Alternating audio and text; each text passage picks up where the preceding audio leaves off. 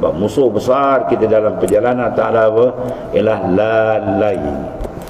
Bila hati tak ingat Tuhan lalai, dia akan terjun kepada maksiat. Dia tak ada zikir, itu maksiat, lalai.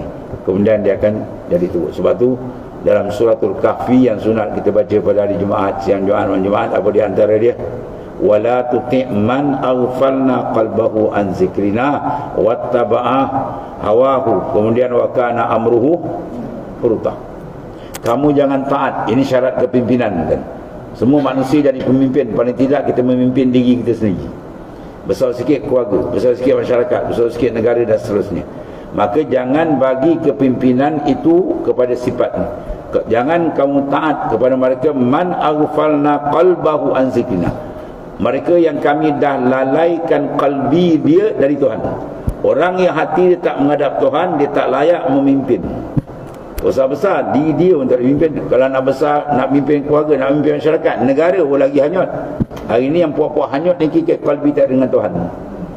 Ya, qalbi dia tak ikat dengan Tuhan, itu yang habis. Sebab jadi baru awang kafir pun sekarang berlambak-lambak ni, munafik semua atas tuan. Ya, biar didengar. Puak-puak munafik atas.